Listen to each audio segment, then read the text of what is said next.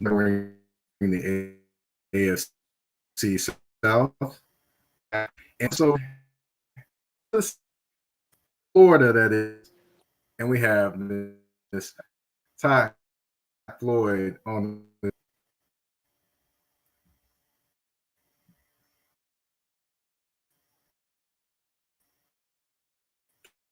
Can you hear me? Ooh.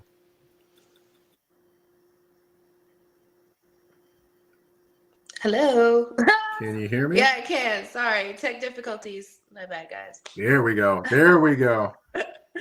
My bad, tech You difficulties. good? You good? It's all good. It's all good. Well, thank you for coming on. Thanks for having me. I appreciate it. Now, everyone, for this month, of course, again, it's Women's History Month. And again, if you have not been watching the entire month, all of my guests have been Black women because I felt like I wanted to honor Black women the entire month. And this was my way of doing so. So, of course, we're going to get into Ty's journey and all those different things.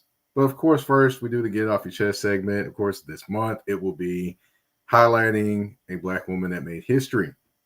And on this episode, the Black woman that made history that I want to talk about is Tiffany Green. Now, Ah, Tiffany Green was, of course, born in 1986 in, I believe, Tampa, Florida. Let's see, a goal for her early was to be an anchor and a reporter. Of course, did a few different things in high school, but, didn't necessarily, kind of play sports or wasn't known for playing sports, I should say. But, eventually she did land at Florida A&M as a student for college. Of course, she would graduate with a degree in journalism and graphic communications. From there, of course, would be a feature reporter for a 24-hour network, kind of grow from there, do a little basketball, softball coverage, a little volleyball coverage. And of course, eventually her name would continue to grow and grow and grow. And ESPN would call. In 2012, she started ESPN with a college football sideline reporter. Also, kind of did a little bit of women's college World Series action as well. The Air Force Reserve Bowl was, on the sideline, and a few other multiple multiple bowl games in college. But of course, in 2018 is when the spotlight was shined a little brighter on her, I would say, as she was named the play-by-play announcer for ESPN's Black College Football games on Thursday nights at that time, teaming her up with analyst Jay Walker. Now, for those that don't know, that's history right there, because with that, she became the first African American woman college play-by-play announcer. History, Mrs. Tiffany Green. Let me say it correct. I'm sorry, I don't want to disrespect her husband by saying Miss, but hey, she's definitely a piece of history. Mrs. Tiffany Green. Excellent, excellent. Now I knew you probably would know who the person was I was talking about on this episode. yeah, I definitely know Tiffany. Tiffany actually go way back because one of her jobs that she had before she got onto ESPN was with Bright House Networks, which is now Spectrum, here in Orlando, Florida. So Tiffany was actually doing a story and she interviewed me. And years later, she came to Florida A&M, where I went as well, class of 2019. She came for Grads Are Back. And that weekend, every Saturday, I was on our school's flagship radio station, WANM 90.5, and I was on the Playmakers, which Tiffany actually was the host of at one point during her matriculation. And we reunited, and I was like, oh my gosh, do you remember me? And she's like, yeah, I do. And so ever since then, her and I have been extremely tight. So she's had a profound impact on my career and my life, I would say for a decade. And that's super special. So she's got to see me accomplish a lot of things as I've got to see her accomplish a lot of things. And she's always there for me when I need her. And I'm hoping that this year, somehow, some way, I could be the third person with Jay and Tiffany. They're up in the booth and I'm on the sideline for some games. So that'd be really cool. Well, we're gonna cross our fingers and we're gonna, toss the coin into the water and hope that the leprechaun finds his pot of gold. Whatever we need to do, that can happen for you. But yeah, definitely. I did not know how deep the connection was between you two before I even, did any kind of looking on any of that. But I kind of assumed potentially that you all may know each other or have a relationship. But I was kind of guessing in my own mind, I should say. Yeah, I mean, Tiffany, she's somebody that when you go to school at Florida A&M, especially now because her picture is on the distinguished alumni in the journalism school, you see her pretty much every day, depending on like where you're at in J school. Like if you go up to the dean's office, you walk past the distinguished alumni on the wall, and there's her picture.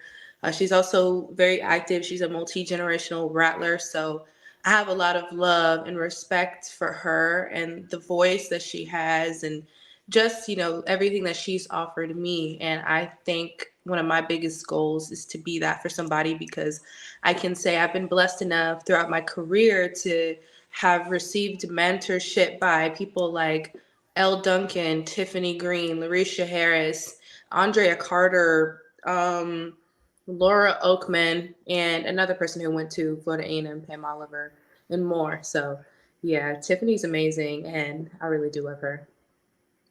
All right. Well, don't give them all the good information just yet. But we're going to get into that and more. We're going to take a quick commercial break, and when we come back, we're going to get into the early life of Thai Floyd on Touring the AFC South with your host Mike Patton.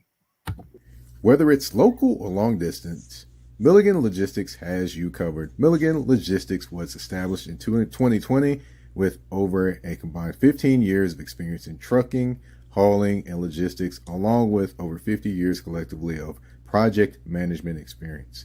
Again, whether it's near or far, Milligan Logistics has you covered with quality service, efficiency while taking pleasure in exceeding clients' expectations.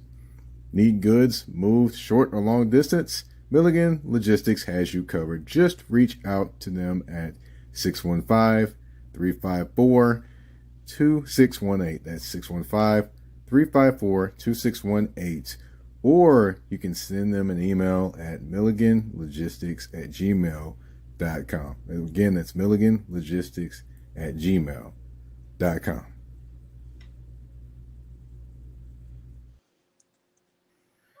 All right, and we're back. And of course, we left off talking about your early years, Orlando, Florida. How was that? How was it growing up in Orlando, Florida? Orlando is where my dad finally decided to move our family right in between both of my grandparents. My grandmother, Sylvia, lives in Jacksonville. My grandma and my grandpa, the Timmons family, my mom's side, they live in Polk County, Winter Haven, the 863. So Orlando is like a short distance from both sets of family. Um, and I moved here maybe around the age of 6 or 7. I lived in North Carolina. I was born in California due to my dad's career. And I mean, growing up in Orlando, it's just fun. I think a lot of people only think of like Disney, SeaWorld, Universal, but it actually is a whole, couple cities that make up Greater Orlando. Um, and just living here is cool. I mean, it's a melting pot of so many different cultures. It's in Florida, weather is pretty much beautiful year round. And, now it's fun to be older. Some of your friends are working at the parks, so you get it free. Stuff like that. But, it's nice to live in Central Florida. Everything is a stone's throw away. You can get everywhere in like 3 hours. Miami, Tampa is shorter.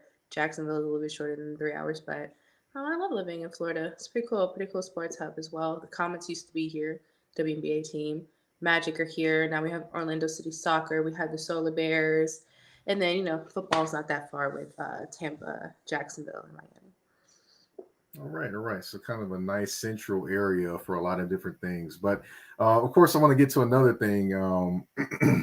Growing up, what was your first aspiration of something that you wanted to be? I wanted to be an actor. I knew I always wanted to be on TV. I was actually like a child actor. I would do like little commercials. I was definitely into modeling when I was a kid. I just loved being on screen. I loved being on TV. I watched a lot of TV, a lot of like Nickelodeon, Disney. So I always wanted to be on TV or something like that. Then I got into sports.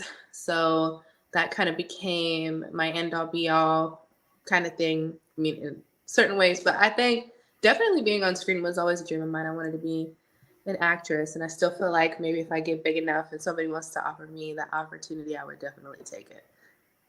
Okay. So you mentioned, sports got involved.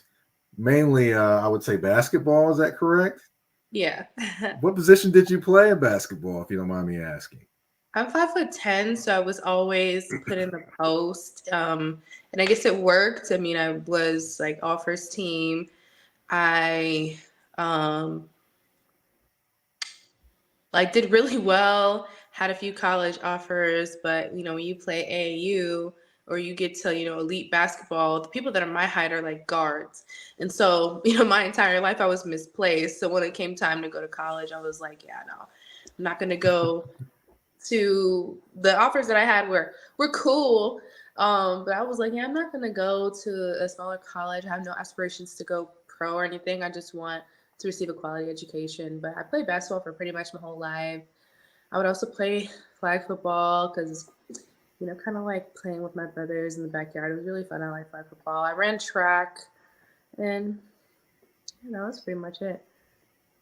Oh, you were definitely a multi-sport athlete. I can definitely understand those things. I did football, basketball, and I ran track. So I there was no off season basically.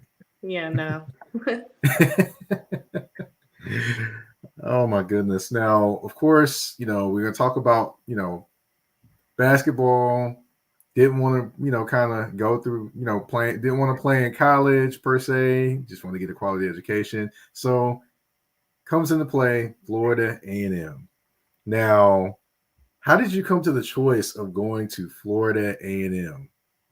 Well, I mean, growing up, my entire life, I always was around Florida A&M because my mother went to Florida A&M, 1991. My dad went to Florida State. So growing up, I would always go to like the Florida Classic, different FAMU games if we happen to be in town.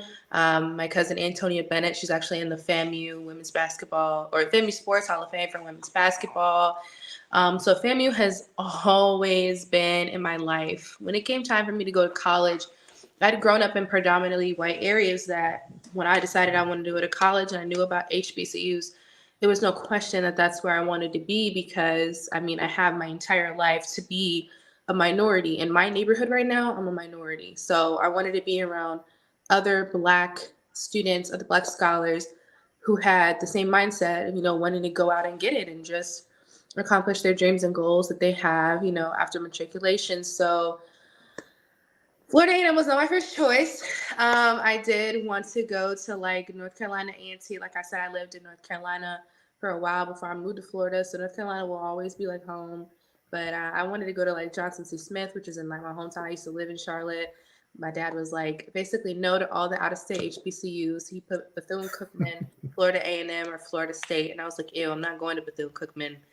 I don't want to go to Bethune-Cookman. And then I was like, probably going to go to Florida State. And then I went on a tour at FAM, and I'm like, nope, yep, this is the one. This is the place to be. So ultimately, I chose Florida A&M. Did a lot of my research. I always knew Pam Oliver, Tiffany Green went there. So I was like, yeah, it's a good place for me to be. Okay. All right. Yeah, definitely. You could have threw Tennessee State in there, but up here in Nashville. But I know your dad probably would have, like you said, vetoed that as well. But Yeah. so so as far as Florida A&M, how can you kind of explain your overall time there? Just your experience at Florida A&M. I would say Florida A&M. I mean, really turned me from a girl into a woman.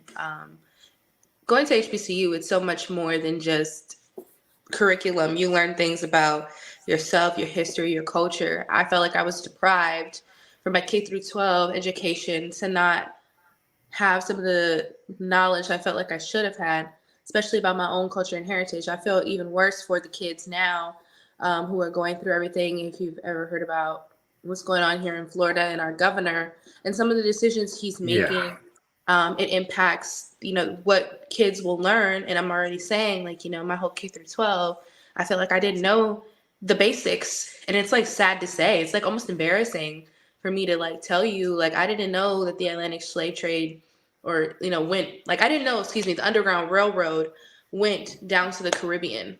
I didn't know who Mansa Musa was before I went to college.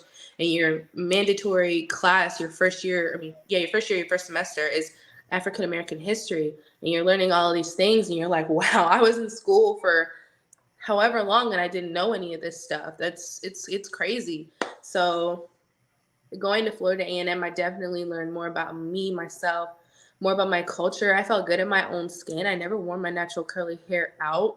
Um, I fried my hair off by straightening it, trying to assimilate to the area that I was in. And lo and behold, like I never had to do that. I should have never had to feel like that.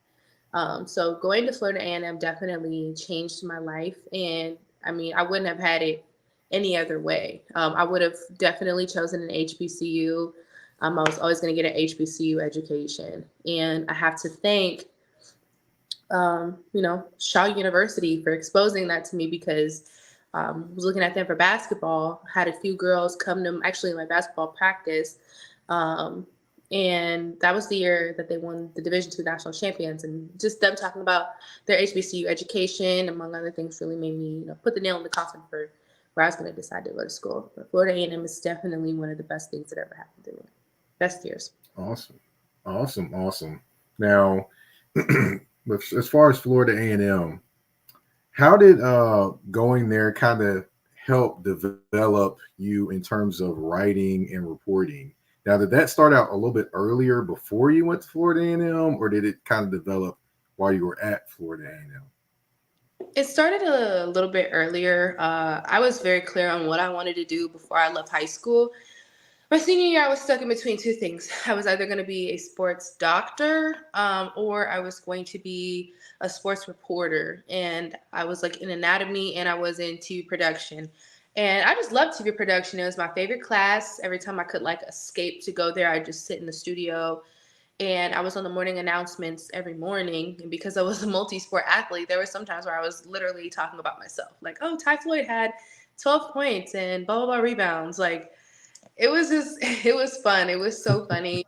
Um, my teacher, Timothy Blazik, he saw the vision, like he saw what I could be. He saw the potential in me. So I remember one time he was like, hey, I'm going to stay after school at this basketball game so we can get you some clips and you can ask the professors questions, like we're gonna try it out. So I literally would stay at my my high school basketball games, and I would interview players. Mr. Blazer couldn't be there. I would do it from my phone. Like I was really, really into it. Before I went to FAMU, I had a short reel to send to one of the professors already. I sent it to quite a few professors. Just introducing myself, similar to what a young professional would do now. Reaching out to hiring managers and hire up or whatever network or organization you want to work at. And I was like, this is me. This is my goals. And that's where I got to learn more about Tiffany Green and Pam Oliver. And he was like, these are the people that we put through our school. And we have no doubt in our minds that you can be that too. And we have the tools to be able to mold you and make you into that. Going to Florida A&M, you have a project at the end of your senior year called the Capstone Project, which is a portfolio of your body of work that you've done throughout the 4 years that you've been there. I always wanted my capstone project to look good because it's literally like a week or two before graduation. If you don't pass, you will not graduate. So I always wanted to have a good capstone project. And that was always on my mind. But early on, you're able to be involved in the student medias. I was involved with radio my freshman year, second semester, and fell into everything else as my matriculation went on. And I came out of school swinging. It might not be what people think because I don't have a full-time job yet, but a few weeks after I graduated from FAM, I covered the Pro Bowl and got to interview the unanimous MVP of that year, Lamar Jackson, Michael Vick, and I got to interview Dalvin Cook.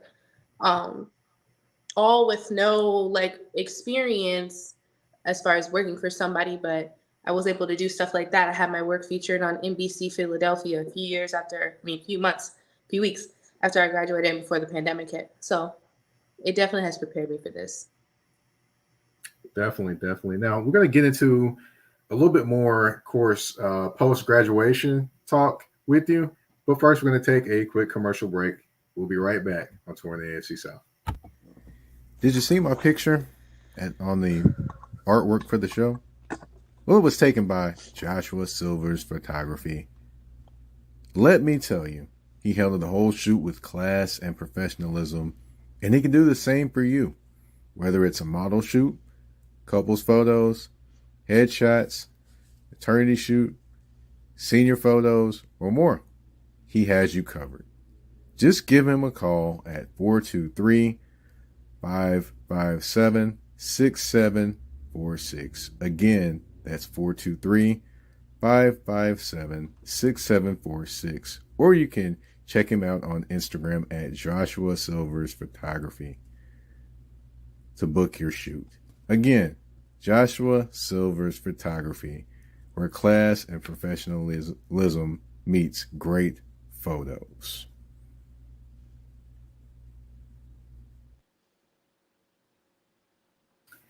All right, and we're back. Now, you mentioned before the break having your work featured at different places.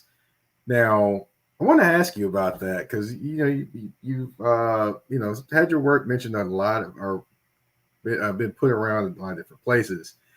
Kind of, how did all that happen? Well, I would say to start it off, I was just trying to get into different things and get my feet wet. When I graduated school, my mindset was to never go local news. This is not something that I felt was for me. I wanted to go a different route, so I went kind of more the digital route. And then it was something I was really forced into due to the pandemic. But shortly before the pandemic, I'm talking about like maybe 2, 3 weeks before everything kind of really shut down, I went to cover the XFL when it first came back in 2020, and I was at a Tampa Vipers game. And while I was, just walking the sidelines and just looking at everything, I saw Deshaun Jackson.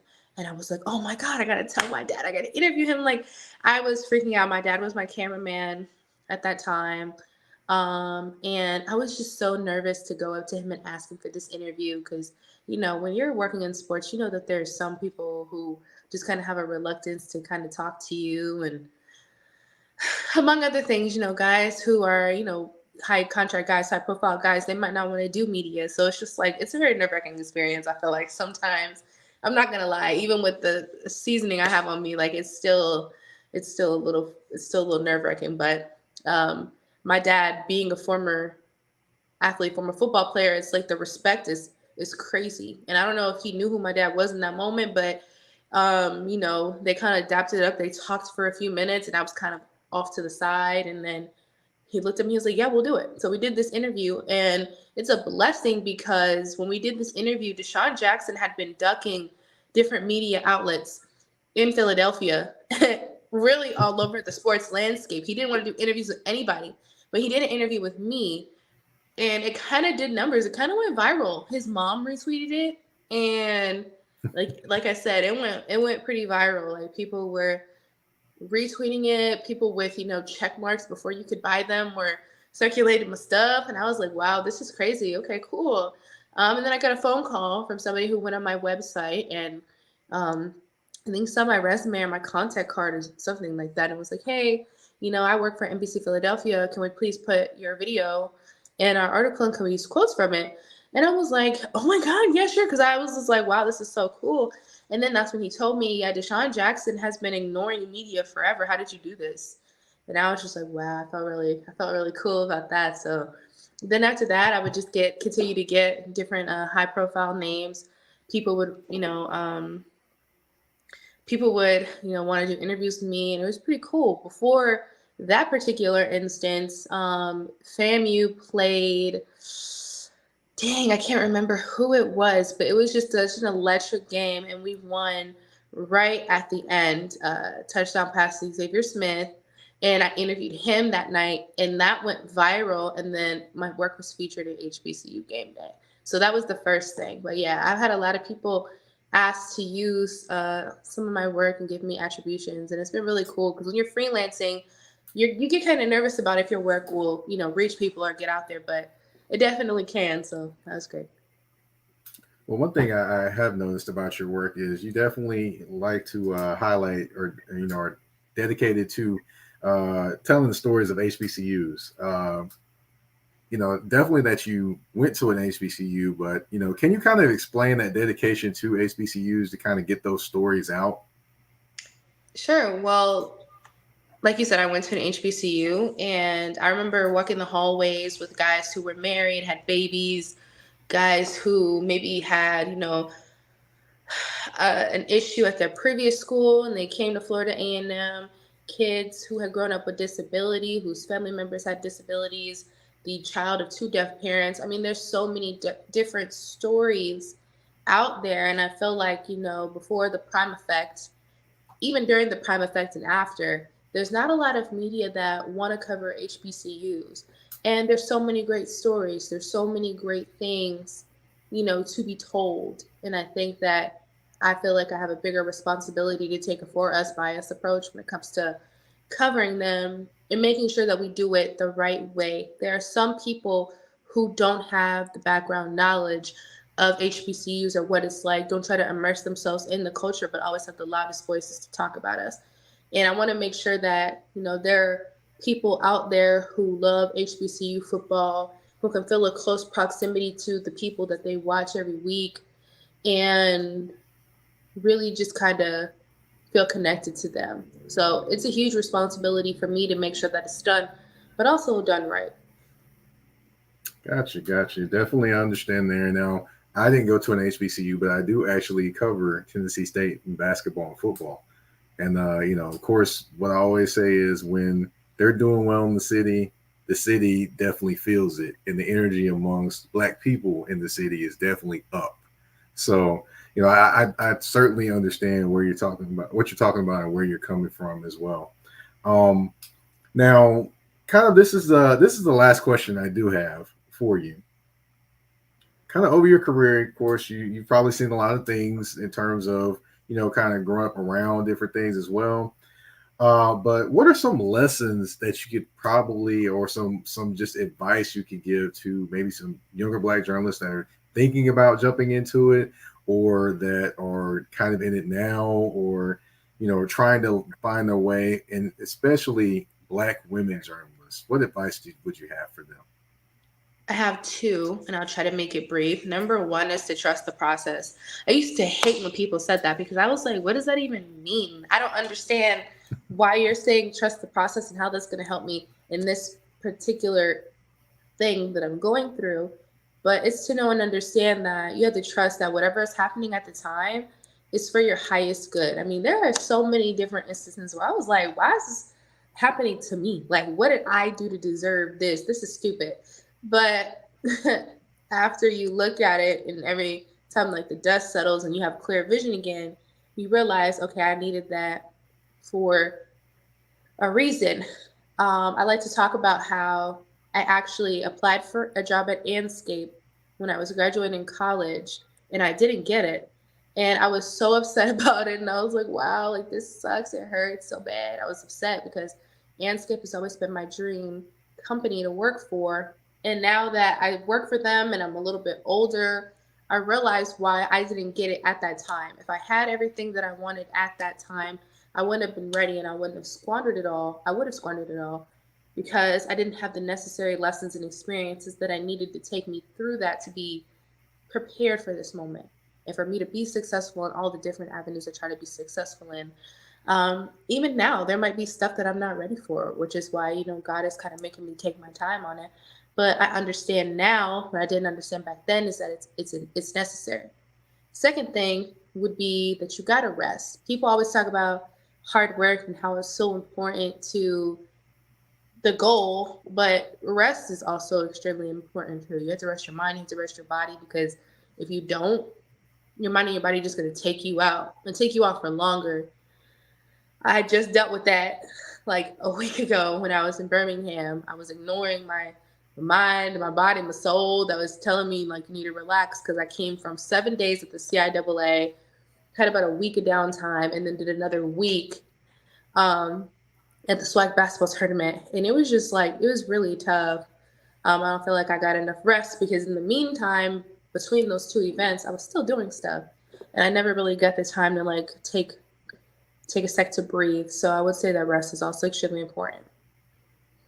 All right, all right. Well, I want to thank you for your time, but of course, we're not done just yet. We do Okay. have a game. I got 5 questions, 2 answers, and 1 choice. Are you ready? I'm ready. I'm nervous. All right. Universal or Disney? Got to pick one for a day. Universal. Okay, okay. I was actually thinking you might say Disney, but hey, there we go. I Universal, they like it. have great rides. Great Yeah, rides. I remember riding on the Back to the Future one when I was a kid. That one, I love that one. If you haven't been here recently, you have to go to Universal Islands of Adventure, go to Jurassic Park World, and ride the Velocicoaster. It is Hmm. insane. It's the best roller coaster I've ever been on, and it goes so fast. You're going like crazy miles, like 50, 60 miles per hour on that ride. It's crazy. Definitely go. Okay, all right, noted, noted. Let's see. Of course, during the game, the band or the game, which one are you paying attention to more? Say you're just a spectator. I'm just a spectator. Oh, because I was gonna say, as a reporter, it's hard for me to focus on the game with the bands because, man, like they're so loud, and I mean, they have to play loud. They play amazing, but I was in front of them, like my station was in front of them. I was on a wired mic, so the whole time I'm just kind of sitting off, and we had to do it a certain way to make sure that we would catch the coaches and not miss them.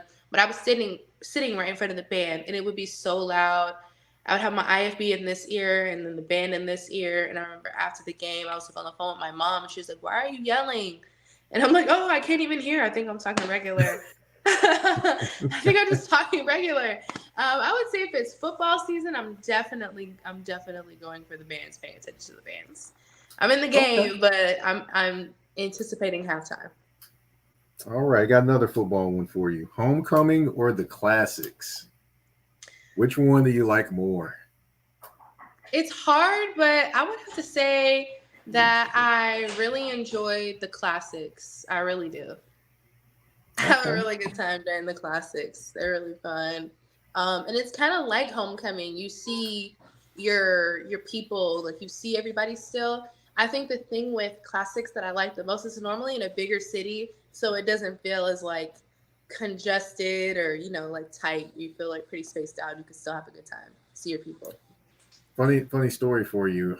Me and my wife celebrating our wedding anniversary, and we went to Miami. So, funny thing about that is of course, we went the same time as the classic when Jackson State is down there playing Florida A&M. So yeah, so actually we were down there when all that was going on while celebrating our anniversary. So that was quite interesting. I love that, and I hope that Florida A&M does a better job this year in that very game because whew, it was so hard to watch. It was very hard to watch. Yeah, I watched like a couple bits of it, and I was like, ah, nah, it's over. Having to sit through it because you have to cover the game is so tough. Like it's just like, oh my god, it's like wow, this is crazy. All right, Pam Oliver or Tiffany Green? You got to choose which one you would take the expert advice from if you had to put one. Oh god,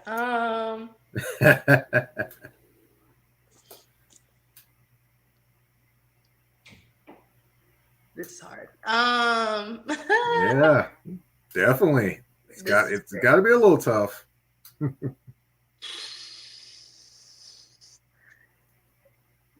Thank goodness this is hypothetical and that this is not real. I would have to say, oh, this is so hard. I would have to say Pam Oliver because she is the reason why women like me and Tiffany Green and all the other women who are doing their thing, like the Andrea Carters, the Maria Taylors, the Christina Pinks, the Jamel Hills. She's the reason why we do this. Like why we're able to do this as Black women in this industry. So without Pam, there would be no us. So I would have to say her. Gotcha. And it'd be definitely one of my honors to actually interview her one day. That would be fun. Oh, Um, she's a hoot. She is so funny. I was blessed enough to go see her be inducted into the Florida Sports Hall of Fame. And my dad was the one that was taking the photos of us. And I was just like, these suck. So I was like, hey, can we retake those photos? And she was like, why? What are you doing? And I was like, girl. And she was like, yeah, we can take them. And we retook them. And I got to tell her how, I was in her boot camp at Florida A&M when I was a freshman and all the cool things that I'm doing now. And so I love her. She's amazing for sure. awesome. Okay. Of course, we're going to go with two Rattler alumni. I believe these are Rattler alumni. Yes. Common or Roy Wood Jr. You got to pick one to entertain you. Which one are you taking? Common, because he's handsome. Common, he's handsome. He can rap. He can act. Oh yeah, I'm definitely going with Common. Yeah, if Roy Wood hears this, he's gonna be mad at me. But sorry, but I'm definitely going with Common. We could sing some karaoke because I love his song "Come Closer." He has another song that he's on. It's called "Live Today." Yeah, I love me some Common. I like the song he has with PJ. I can't remember the name of the song is right now, but he's amazing. Yeah. Actually saw him in New York actually at a play recently. I went to New York for Christmas. I went to New York around Christmas time, and I actually saw him in a play.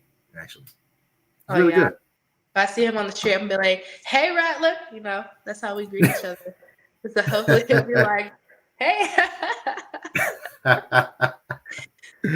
All right. Well, we have reached the end of 5 questions, 2 answers, and 1 choice. You're off the hot seat for now, but I want to thank you for coming on my show, kind of giving everyone a little bit into your life, your story, and how you came to be who you are now and who you're growing to and inspiring to be in the future.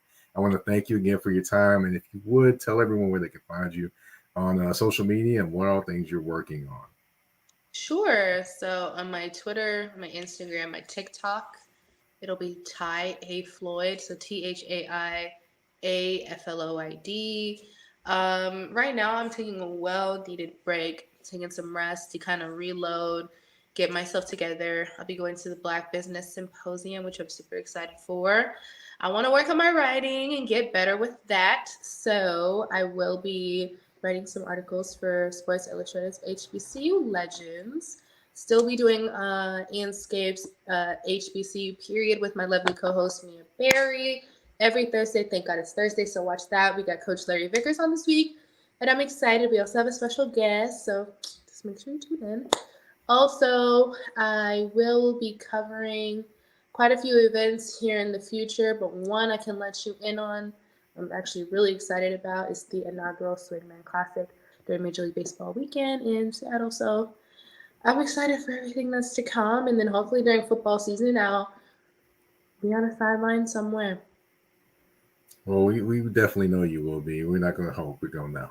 But one thing I want to say is I'll actually be at the Black Sports Business Symposium as well. So I'll actually be there too. That'll be fun. My second one. We'll get to connect. I'm excited to go. I didn't go last year, and I was seeing everybody's photos and pictures, and I was like, wow, I have FOMO. This hurts. I want to be there so bad. I need to be there, but I definitely am looking forward to a networking event. So many great seminars. Rich Paul is going to be the speaker, so that's super exciting. I can't wait to see that. I heard they also have like cool stuff like anchor auditions, so that'll be fun to kind of, I don't know, see how that is. I'm excited for that. It's going to be awesome, and Atlanta's a pretty cool city. It's definitely going to be fun. I definitely enjoy every time I go to Atlanta, feeling the creative energy as well that's in that city. It just does something to you. But of course, that is the we'll talk about that. We'll catch up when I see you in Atlanta. For But sure. of course, this is the end of the show. I want to thank everyone for tuning in to Touring the AFC South with your host, Mike Patton.